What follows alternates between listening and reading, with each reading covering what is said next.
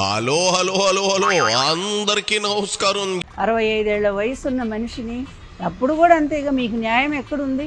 75 ఏళ్ల వయసు ఉన్నటువంటి వ్యక్తిని ఆ రోజు అన్యాయంగా దించి ఆయన ప్రాణాలు పోవటానికి ఆ రోజు కారకులయ్యారు.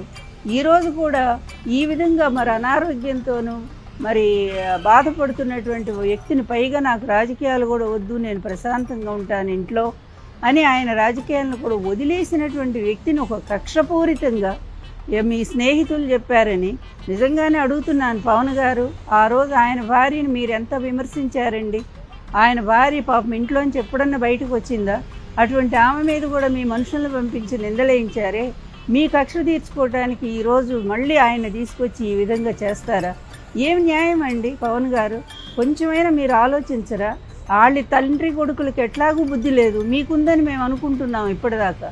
కానీ మీరు కూడా ఈ విధంగా ప్రవర్తిస్తూ ఉంటే ఇక ప్రజాస్వామ్య వ్యవస్థ ఎటుపోతుందో, పూర్తి అరాచక వ్యవస్థ, అదేవిధంగా దాష్టిక పరిపాలన ఈ రాష్ట్రంలో కనిపిస్తూ ఉంది. ఇక్కడ 2 పాయింట్లు ఉన్నాయి పారు అక్కయ్య. ఒకటి, పవన్ పోసాని పేరు కూడా ఎక్కడ ఎప్పుడు ఎత్తలేదు సరికదా. ఆయన్ని తిట్టినప్పుడు ఫ్యాన్స్ రియాక్టర్ అయితే అయ్యారు. పవన్ చేయించినట్లు ఎట్లా అవుతుంది? పవన్ భార్యని పిల్లలని తిట్టినప్పుడు నువ్వెక్కడ తొంగున్నావు చెప్పు, కొంచెం అయినా మనస్సాచి ఉండాలి కదా. ఇంకో పాయింట్, చిన్నిష్టదరిద్రుడు పోసాని ఎన్టీఆర్తో పోలుతున్నావు ఎందుకు పారు అక్కాయి? నాకెక్కడ, నాగలోకం ఎక్కడ? స్వర్గంలో ఉన్న అన్నగారి ఆత్మ కూడా నిన్ను నీ వాలకాన్ని చేదరించుకుంటుంది. చీ చీ చీ చీ చీ.